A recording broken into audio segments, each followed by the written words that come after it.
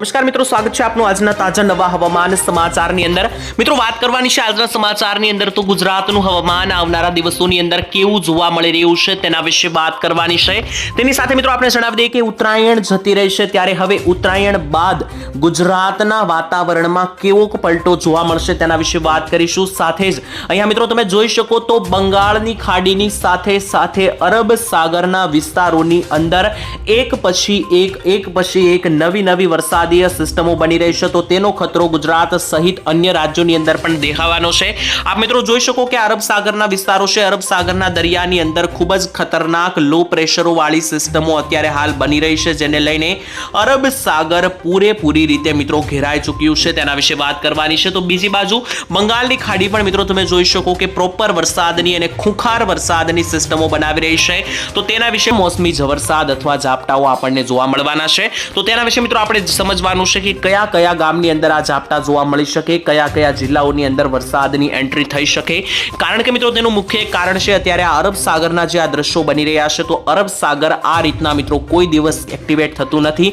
જ્યારે પણ મિત્રો આવી રીતની વરસાદની સિસ્ટમ અરબ સાગરમાં બને છે ત્યારે નક્કી ગુજરાતમાં વરસાદ આવતા હોય છે, અને આટલી ખતરનાક સિસ્ટમ મિત્રો દર વખતે ચોમાસાની અંદર જ બનતી હોય છે। ચોમાસા સિવાય કોઈ દિવસ અરબ સાગરમાં આવી મિત્રો સિસ્ટમો બનતી નથી। આપ મિત્રો જોઈ શકો કે લો પ્રેશર અને વરસાદને કારણે ફૂલી ડીપ ડિપ્રેશનો બની રહી છે, અને અરબ સાગર મિત્રો જે આ સિસ્ટમો બની રહી છે તે ગુજરાતથી માત્ર ને માત્ર 2000 કિલોમીટર દૂર દેખાઈ રહી છે। તો આ જે અરબ સાગરના દ્રશ્યો, વાદળો અને લો પ્રેશર છે તેને કારણે 3 રાજ્યોની અંદર વધારે અસર થવાની છે, કર્ણાટક, મહારાષ્ટ્ર અને ગુજરાત, કારણ કે આ 3 રાજ્ય જે છે તે પશ્ચિમ ઘાટની અંદર આવેલા છે।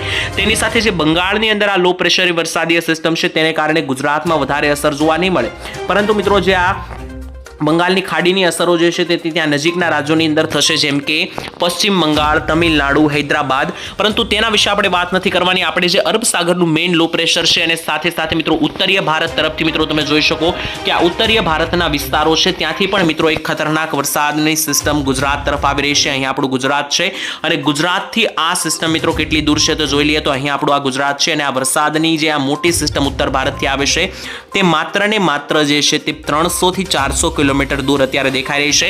અત્યારે મિત્રો રાજસ્થાન અને મધ્યપ્રદેશના ભાગો સુધી આ વરસાદની સિસ્ટમ આવી ગઈ છે, અને જેવી મિત્રો આ સિસ્ટમ નીચે તરફ આગળ વધશે તો ઉત્તરીય ગુજરાત તરફ મિત્રો વરસાદ થવાના ચાન્સીસ બની શકે છે। તો વરસાદથી લઈને મિત્રો વાવાઝોડું દેખાઈ રહ્યું છે કે નહીં, તેની સાથે ઠંડી કેટલી જોવા મળશે, શિયાળો ચાલી રહ્યો છે, તો આજે અને આવતીકાલે આગામી દિવસોની અંદર વાતાવરણ કેવું જોવા મળશે, ઠંડુ કે ગરમીવાળું, આ દરેક માહિતી જાણવાની છે આજના આ સિંગલ વિડીયોની અંદર। તો મિત્રો ક્રમશઃ માહિતી મેળવીશું। સૌથી પહેલા મિત્રો આપણે માહિતી મેળવી લઈશું વરસાદની સિસ્ટમ અને માવઠાઓ કયા કયા જિલ્લા અને ગામડાઓની અંદર પડશે તેના વિશે। ત્યારબાદ મિત્રો આપણે માહિતી મેળવી લઈશું ઠંડી વિશે, અને ત્યારબાદ છેલ્લે આપણે જોઈ લઈશું કે હવામાન 300 કિલોમીટર દૂર છે બીજી મોટી આ લો પ્રેશર વાળી સિસ્ટમ અરબ સાગરની, અને ત્રીજી બંગાળની ખાડીની। આ ત્રણેય સિસ્ટમોને કારણે મિત્રો અલગ અલગ વિસ્તારોની અંદર આપણને ઝાપટાઓ અને માવઠાઓ આવનારા દિવસોમાં ખાસ કરીને મિત્રો જોવા મળવાના છે। તો કયા ભાગોની અંદર જોવા મળી શકે તે જાણી લઈએ વાદળોને આધારે। તો ઊંચા વાદળો કયા કયા ભાગોની અંદર દેખાઈ રહ્યા છે તો જોઈ લઈએ મિત્રો। તો મિત્રો મેં તમને અગાઉ જણાવ્યું તે પ્રમાણે કે ખાસ કરીને જે આ અરબ સાગરની આ વરસાદીય સિસ્ટમ છે તેને આધારે 3 રાજ્યો મહારાષ્ટ્ર, કર્ણાટક અને ગુજરાતને અસર થશે। મેં તમને જણાવ્યું તે પ્રમાણે તમે જોઈ પણ શકો કે આ ગુજરાત છે, નીચે મહારાષ્ટ્ર છે, અને ત્યાંથી નીચે અહીંયા કર્ણાટક છે। તો જોઈ શકો કે 3 રાજ્યોની અંદર પુષ્કળ પ્રમાણમાં વાદળો તો બની રહ્યા છે। તેમાં પણ આપણે ઝૂમ કરીને ગુજરાત વિશે વાત કરીએ તો જોઈ શકો કે સમગ્ર સૌરાષ્ટ્ર, દક્ષિણ ગુજરાત અને મધ્ય ગુજરાતની અંદર મોટા વાદળોના ઝુંડ બની રહ્યા છે। તેને આધારે આગાહી જાણી લઈએ મિત્રો। સૌરાષ્ટ્રની વાત કરીએ, સૌથી પહેલા રાજકોટ જિલ્લા વિશે વાત કરીએ તો રાજકોટની અંદર અહીંયા તમે જોઈ શકો કે રાજકોટ, સરદાર, શાપર, વેરાવળ, વિંછિયાના વિસ્તારો, નીચે આવે તો ગોંડલ લાગુના વિસ્તારો, ધોરાજી, ઉપલેટા, જેતપુર, આ દરેક મિત્રો રાજકોટ જિલ્લાના વિસ્તારોની અંદર જે છે તે આપણને કમોસમી ઝાપટાઓ અને માવઠાઓ જે છે તે મિત્રો નોંધાતા જોવા મળી શકે છે। તેની સાથે મિત્રો અન્ય વિસ્તારો વિશે પણ વાત કરવાની છે। ત્યાંથી મિત્રો આગળ વધીએ, બોટાદ જિલ્લાની વાત કરી લઈએ તો જોઈ શકો કે બોટાદ જિલ્લાની અંદર પણ ગઢડાના વિસ્તારોથી લઈને બરવાળા, બાણગઢ, ધસ્સાના વિસ્તારો, રાણપુર, ધંધુકા, આ દરેક મિત્રો જે આસપાસના વિસ્તારો છે બોટાદની આસપાસ, તો તે દરેક વિસ્તારોની અંદર મિત્રો જે છે તે આપણને કમોસમી ઝાપટા અથવા માવઠા પડતા જોવા મળી શકે, કારણ કે અહીંયા પણ મિત્રો જે છે તે વાદળોનું ઝુંડ જે છે તે મિત્રો વધારે પ્રકારે દેખાઈ રહ્યું છે। નીચે આગળ વધી અમરેલી જિલ્લામાં જો મિત્રો અમરેલી જિલ્લાની અંદર બાબરાથી લઈને નીચે આગળ વધીએ તો લાઠીના વિસ્તારો, અમરેલી, બગસરા, કુંકાવાવના વિસ્તારો, નીચે આવે તો સાવરકુંડલા, વિસાવદર, દેવરાજિયા, લુંઘાણિયાના વિસ્તારો, નીચે મિત્રો આવે તો ધારીના વિસ્તારો, દુધાળા, તેની સાથે સાથે સાવરકુંડલાથી નીચે મિત્રો ધારી, ખાંભાના વિસ્તારો, રાજુલા, લીલિયા અને મહુવા બોર્ડર સુધીના ભાગો સુધી અમરેલી જિલ્લાની અંદર આપણને મિત્રો જોઈ શકો કે કાળા ડિબાંગ વાદળોનો ઘેરાવો જોવા મળી રહ્યો છે, જેને લઈને આ ભાગોની અંદર વરસાદીય ઝાપટા જોવા મળી શકે. ભાવનગર જિલ્લાની વાત કરીએ તો જોઈ શકો ભાવનગર જિલ્લાની અંદર વલભીપુરના વિસ્તારોથી લઈને શિહોર, ગારિયાધારના વિસ્તારો, પાલીતાણા, નીચે જોઈએ તો તળાજા, બુધેલ અને જેસર પંથક સુધીના ભાગો સુધી અહીંયા ભાવનગર જિલ્લામાં પણ જે છે તે ફરી એકવાર જણાવીશ કે વાદળો દેખાઈ રહ્યા છે અને ખૂબ જ ઊંચા વાદળો દેખાઈ રહ્યા છે, જેને લઈને આવનારા દિવસોની અંદર, આવનારી કલાકોની અંદર પણ આપણને કાળા ડિબાંગ વાદળો સાથે કમોસમી ઝાપટા જોવા મળી શકે.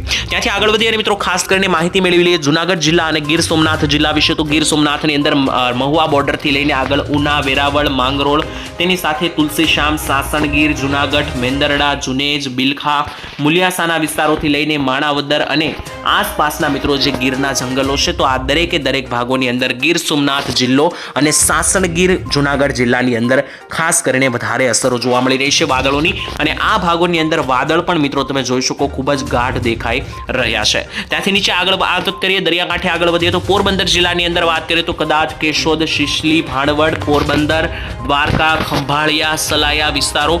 જામનગર જિલ્લામાં આગળ વધીએ તો જામનગર, લાલપુર, કાલાવાડ, મોરબી, ધરોલ, સાવડી, વાંકાનેરના વિસ્તારો. ત્યાંથી આગળ વધીએ તો સુરેન્દ્રનગર જિલ્લા સુધી છેક મિત્રો લીંબડી, ચોટીલા અને થાણગઢના વિસ્તારો સુધી અહીંયા આ દરિયાકાંઠે જે છે તે મિત્રો વાદળો ફેલાતા જોવા મળી રહ્યા છે, જેમાં 5 જિલ્લાઓ આવેલા છે: પોરબંદર, દ્વારકા, જામનગર, મોરબી અને સુરેન્દ્રનગર.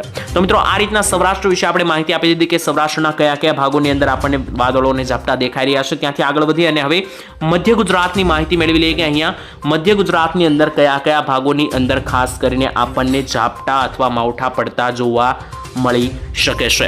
તો આવો મિત્રો વિસ્તારથી સમજીએ. સૌથી પહેલા અમદાવાદ આસપાસ જોઈ લઈએ તો જોઈ શકો કે અમદાવાદની આસપાસના વિસ્તારોની અંદર તમે જોઈ શકો કે અમદાવાદ, તેની સાથે સાથે ઉપર મિત્રો જોઈએ તો કપડવંજના વિસ્તારો, તેની સાથે ગાંધીનગર, કડી, વિરમગામ, કપડવંજના વિસ્તારો, ડાબી તરફ આગળ આવે તો બાલાસિનોર વિસ્તારો, ડાકોર, તેની સાથે સાથે ગોધરા, પીપલોદ, લુણાવાડાના વિસ્તારો, ગોધરાની આસપાસ મિત્રો દાહોદ, જાહલોદ, ખેડાના વિસ્તારો, મહીસાગર, પંચમહાલ અને અરવલ્લી. તો આટલા મિત્રો જે મધ્ય ગુજરાતના પણ ભાગો છે ત્યાં પણ મિત્રો મધ્યપ્રદેશ લાગુ સુધીના વિસ્તારો સુધી અહીંયા કાળા ડિબાંગ વાદળો ઘેરાઈ રહ્યા છે, જેને લઈને આ ભાગોની અંદર પણ આપણને માવઠા પડતા જોવા મળી શકે.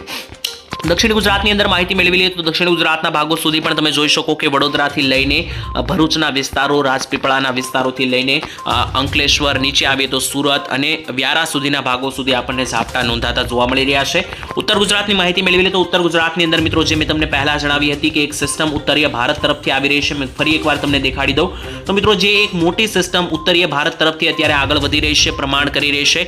જોઈ શકો મિત્રો કે આ વરસાદની સિસ્ટમ જે રાજસ્થાન આસપાસ પહોંચી છે તે સિસ્ટમને કારણે ઉત્તરીય ગુજરાતના 4 જિલ્લા મહેસાણા, સાબરકાંઠા, બનાસકાંઠા અને પાટણની અંદર આપણને ઝાપટા અને માવઠાઓ નોંધાતા જોવા મળી શકે છે. તો મિત્રો આજના વરસાદના સમાચાર અહીંયા પૂર્ણ થાય છે. ત્યારબાદ ગરમીને લઈને શું નવી માહિતી છે, ગુજરાતમાં ઠંડી કેટલી જોવા મળશે, ગરમી કેટલી જોવા મળશે, શિયાળાને લઈને શું અપડેટ છે તેના વિશે જોઈ લઈએ. તો આજ રોજ કેટલો તડકો મિત્રો પડશે તે બપોરનો સમયગાળા વિશે પહેલા વાત કરી લઈએ તો બપોરની આસપાસ મિત્રો એવરેજ દક્ષિણ ગુજરાતનું તાપમાન 28 ડિગ્રી દેખાઈ રહ્યું છે, સૌરાષ્ટ્રનું તાપમાન 25 ડિગ્રી દેખાઈ રહ્યું છે, કચ્છની અંદર પણ 25 ડિગ્રી અને મધ્ય ગુજરાત, ઉત્તર ગુજરાતની અંદર 28 થી લઈને 26 ડિગ્રીનું સરેરાશ તાપમાન બપોર આસપાસ દેખાઈ રહ્યું છે. સાંજની વાત કરીએ કે સાંજે મિત્રો ઠંડી કેટલી જોવા મળશે તો સાંજે 9 વાગ્યા આસપાસ દક્ષિણ ગુજરાતની અંદર એટલે કે સુરત, વડોદરા, નવસારી, વલસાડ, ભરૂચ, અંકલેશ્વર અને આણંદ લાગુના વિસ્તારોની આસપાસ કે જે દક્ષિણ ગુજરાતનો વિસ્તાર છે ત્યાં 22 ડિગ્રીનું સરેરાશ તાપમાન સાંજે દેખાઈ રહ્યું છે, એટલે કે મધ્યમ પ્રકારની ઠંડી જોવા મળશે. તેની સાથે સૌરાષ્ટ્રની વાત કરીએ તો સૌરાષ્ટ્રની અંદર સરેરાશ તાપમાન 19 થી 21 ડિગ્રી દેખાઈ રહ્યું છે, એટલે કે અહીંયા પણ મધ્યમ પ્રકારની ઠંડી જોવા મળશે. ઉત્તર ગુજરાતની અંદર વાત કરીએ તો ઉત્તર ગુજરાતમાં સરેરાશ તાપમાન 17 ડિગ્રીથી લઈને 21 ડિગ્રી સુધીનું નોંધાઈ રહ્યું છે. તો ઉત્તર ગુજરાતમાં કડકડતી ઠંડી પડી શકે કારણ કે ત્યાં 17 ડિગ્રી સુધી તાપમાન જઈ રહ્યું છે. સેમ મિત્રો કચ્છની અંદર પણ 17 ડિગ્રી સુધી તાપમાન જઈ રહ્યું છે, જેથી કચ્છમાં પણ કડકડતી ઠંડીનો અનુભવ થવાનો છે। તો આમ મિત્રો જોવા જઈએ તો દરેક વિસ્તારોમાં મધ્યમ પ્રકારની ઠંડી પડવાની છે, માત્ર ઉત્તર ગુજરાત અને કચ્છમાં જે છે તે વધારે ઠંડી જોવા મળશે। તો હાલ આજના હવામાન સમાચાર અહીંયા પૂર્ણ થાય છે। આ વિડીયો તમને કેવો લાગ્યો, પસંદ આવ્યો હોય તો વિડીયો લાઈક કરી દેજો, કમેન્ટની અંદર તમારા ગામનું નામ લખી દેજો અને તમારા મિત્રો સાથે આ વિડીયોને શેર કરજો, જેથી તે દરેક લોકોને પણ સાચી અને સચોટ માહિતી મળી જાય। હું તમને મળીશ આવતીકાલે નવા સમાચારમાં, ત્યાં સુધી આજ માટે રજા આપશો। ધન્યવાદ, જય માતાજી।